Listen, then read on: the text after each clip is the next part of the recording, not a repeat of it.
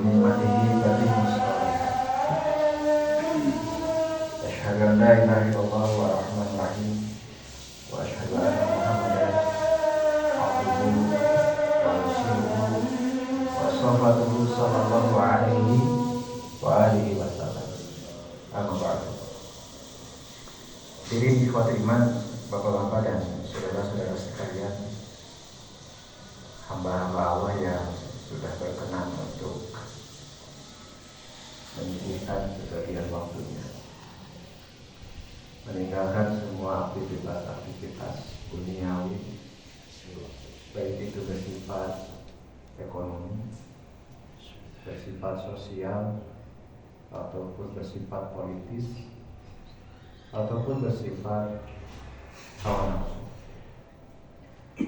Bapak dan hadirin semuanya bersigap membersihkan diri, mengupayakan sebersih mungkin pakaiannya, karena betul-betul dipanggil oleh rasa iman kita bahwa ini adalah perintah dari Tuhan, bahwa siang kali ini dalam rangkaian waktu-waktu yang sedang kita jalani di hari Jumat ini, ada sebuah kewajiban yang harus kita tunaikan sebagai seorang hamba. Memang Pak, secara manusiawi, secara hawa nafsu, akan banyak mungkin kesempatan-kesempatan yang bisa kita lewatkan daripada itu. Sehingga tidak salah bila kemudian raja-raja ekonomi, Pak, raja-raja teori ekonomi seperti Adam Smith gitu, yang dipelajari oleh dunia akademis, menyebutkan bahwa agama itu adalah penghalang bagi laju roda ekonomi, karena mereka berdasarkan kepada ketidakyakinan dan ketidakimanan tentang kekuasaan Allah Subhanahu wa Ta'ala. Bapak tentu bukan seperti itu. Bapak adalah orang-orang beriman yang meyakini betul bahwa dijalani atau tidak ekonomi itu bergantung kepada Allah Subhanahu wa Ta'ala. Dan Allah telah banyak membuktikannya. Dan Allah punya kekuasaan yang begitu besar, Pak, untuk mengganti waktu yang Bapak lewatkan untuk beribadah kepadanya dengan berbagai macam karunia yang belum pernah kita pikirkan, dengan ilmu sedahsyat mungkin. Ayatnya cukup sederhana pada dalam Al-Quran. A'udzubillahi minasyaitonir rajim. Wa man yattaqillaha yaj'al lahu makhrajan wa yarzuqhu min haitsu la yahtasib. Kalau kamu betul-betul bertakwa, jangan takut, jangan khawatir. Dunia ini milik Allah. Semesta ini milik Allah. Hati-hati setiap orang itu milik Allah. Allah yang mengendalikan semua hati itu dan bisa dengan segala rupa, dengan cara yang tidak pernah kita bisa ukur dengan teori apapun, praktik apapun, bisa menjadi rezeki yang besar bagi kita. Oleh karena itu, Pak, penghargaan yang paling tinggi yang harus Bapak tetapkan adalah pada diri Bapak semuanya. Syukuri rasa itu, Pak. Dan sampaikan kepada Allah Subhanahu wa Ta'ala bahwa, ya Allah, terima kasih. Siang kali ini Engkau tidak membiarkanku menjadi orang-orang yang hina, lebih mengejar dunia, yang sebetulnya itu tidak bernilai apa-apa bagi Allah Subhanahu wa Ta'ala. Baik, ikhwati iman semuanya, izinkan saya memulai, Pak, dengan sebuah kisah, Pak. Ada seorang ulama, Pak, mungkin tabi'in atau tabi'in, Pak. Seorang juhud, Pak, bernama Ibrahim bin Adham. Satu ketika, Pak, dia sedang berjalan di samping aliran sebuah sungai. Dengan tidak sengaja, Pak, dia melihat ada sebuah apel yang terbawa hanyut. Waktu itu siang hari, Pak. Dia sedang terik-teriknya sehingga kerongkongannya pun kering, dan ketika dia melihat ada sebuah apel yang terbawa arus, Pak, air liurnya meleleh, Pak. Maka dengan sigap dia meloncat ke dalam air, dikejarlah apel itu dan didapatkan. Selesai dibersihkan, dia makan, Pak. Baru setengah sampai dia makan apel itu, dia baru sadar, ikhwati iman, ini apel punya siapa? Kenapa tiba-tiba aku makan hanya karena rasa lapar, tergiur dengan buah ini dan sebagainya. Akhirnya dia berpikir, ikhwati iman semuanya, ini pasti ada kebunnya di hulu sana. Maka dicarilah oleh Ibrahim bin Adham, Pak, hulunya sebelah mana. Dan memang ketemu, Pak. Ada sebuah kebun, Pak. Kebun apel, Pak. Maka kemudian dia masuk ke dalamnya, ditemui ada orang di situ, Pak. Gitu. Boleh saya bertanya? Boleh, silakan. Gitu. Ini Pak, saya tadi tidak sengaja menemukan apel ini terbawa arus sungai. Lalu karena rasa apel saya tiba-tiba mengambilnya dan memakannya baru setengah Pak. Tapi kemudian saya berpikir bahwa ini bukan punya saya. Dan ketika saya telusuri, ini dari sini mungkin Pak. Iya, kayaknya itu dari sini. Nah Pak, boleh tidak saya minta halalnya ini? Iya. Oh maaf Pak, ini bukan punya saya kebunnya. Saya hanya bekerja di sini. Lalu ini punya siapa? Punya Tuhan saya. Rumahnya di mana? Sebelah sana. Agak jauh dari sini Pak, karena biasanya yang namanya kebun dengan rumah itu tidak dekat. Maka dicarilah Pak alamat tersebut sesuai dengan pesan si penjaga kebun tersebut. Sampai Pak, ketemu rumahnya, diketuk Pak. Assalamualaikum, tok dan sebagainya. Keluar orang Pak, orang tua keluar. Kemudian dia bertanya, ya apa yang bisa saya bantu? Begini ceritakan Pak riwayatnya, saya menemukan apel di sungai, lalu saya menelusurinya sampai kebun, saya meminta halalnya. Kata orang tersebut, kok baru ada nih anak muda kayak gini Pak? Jauh-jauh Pak bawa apel tinggal makan setengah, cuma minta halal Pak. Ini orang yang berbeda. Maka ke orang tua tersebut, Pak boleh, tapi syaratnya satu, kamu harus menikahi putri saya. Wah gimana nih ceritanya? Itu cuma makan apel Pak harus menikahi seorang perempuan. Tapi gimana lagi Pak?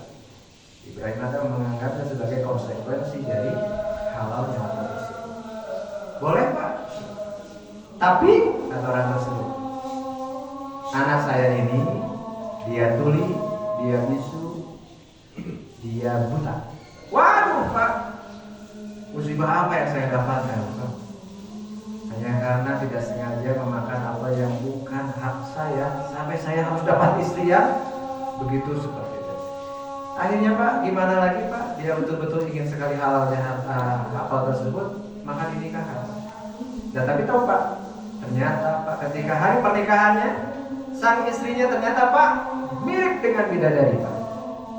Ibrahim bin Adham protes kepada mertuanya, lah Bapak kemarin bilang anak saya tuli, bisu dan buta, ini cantik sekali, kenapa? Protes, mancing orang waktu protes banyak. Ini memang protes.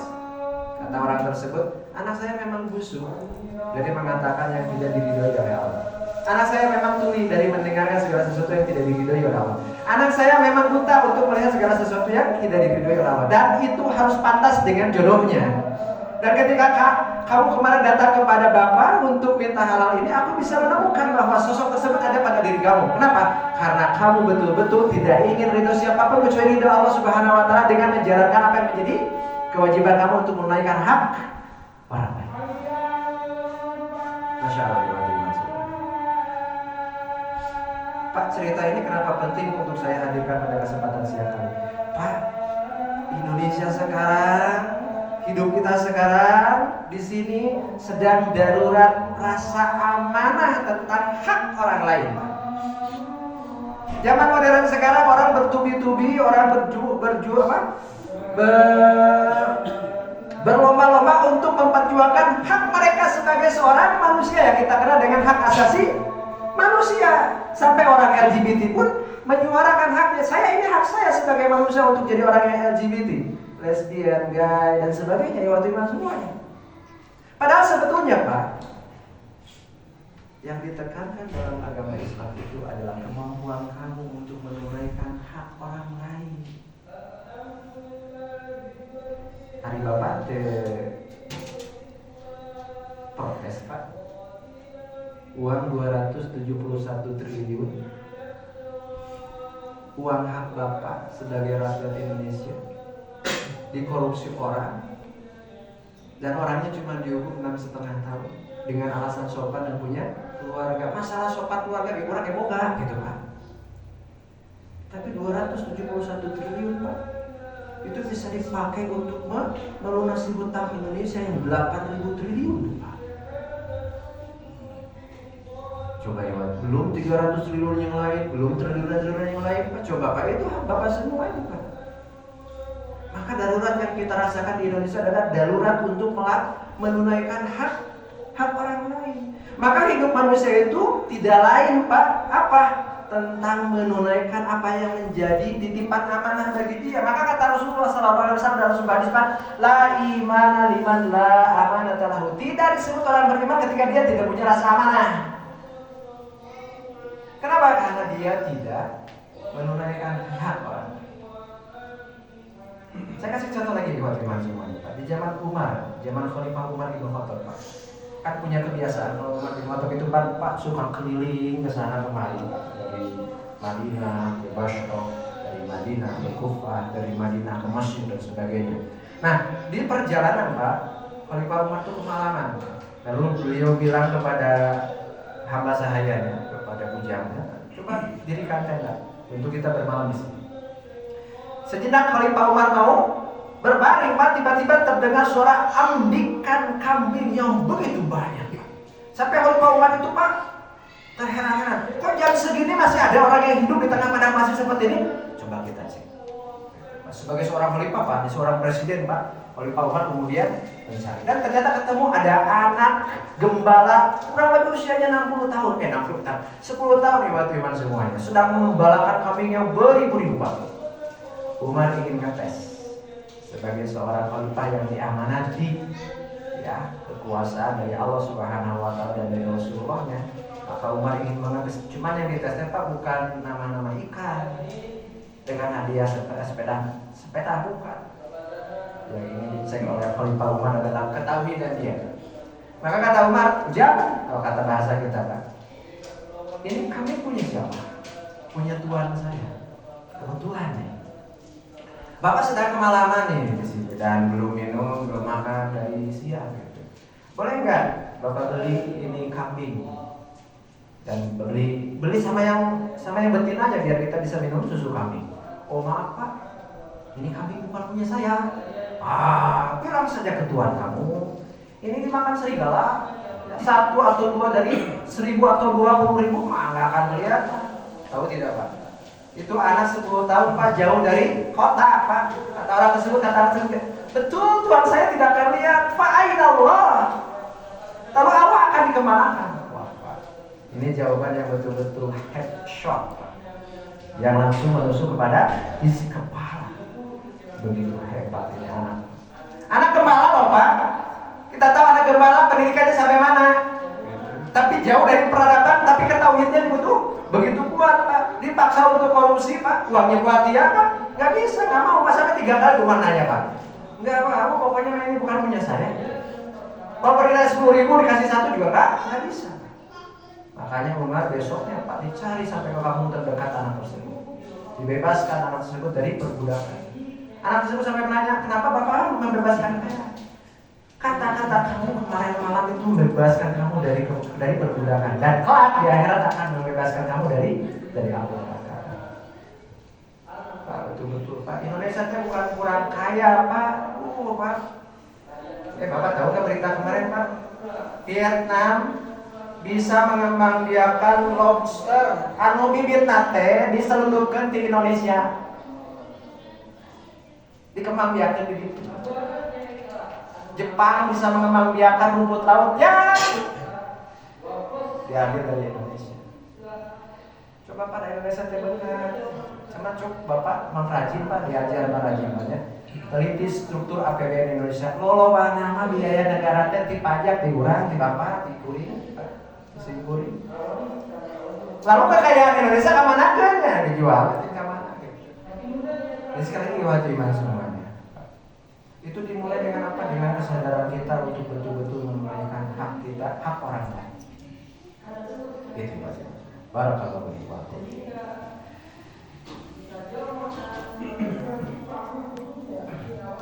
Alhamdulillah wa hamdihi wa nashkuruhu wa syukrihi wa na'udzu billahi asyhadu an la ilaha illallah wahdahu la syarika lahu wa asyhadu anna Muhammadan abduhu wa rasuluh.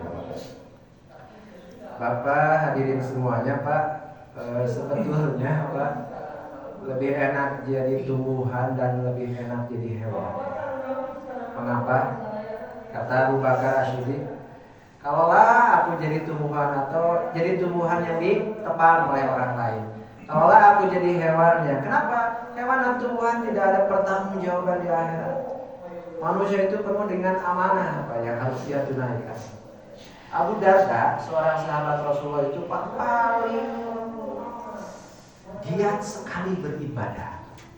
Siang hari dia saum, malam hari dia bangun untuk sholat. Sahabatnya Salman Al-Farisi pernah bertamu kepada Abu Darda, dan istrinya itu mengeluhkan, ini Abu Darda ini sholat terus, saum terus, dan sebagainya. Nah, sampai suatu ketika Salman Al-Farisi nginap di rumahnya, tiba-tiba Abu Darda malam hari bangun. Mau apa? Kata Salman Al-Farisi. Saya mau sholat, nanti masih malam. Bangun lagi, Pak, mau apa? Kata Salman. Kata Abu Darda, saya mau sholat, nanti masih malam.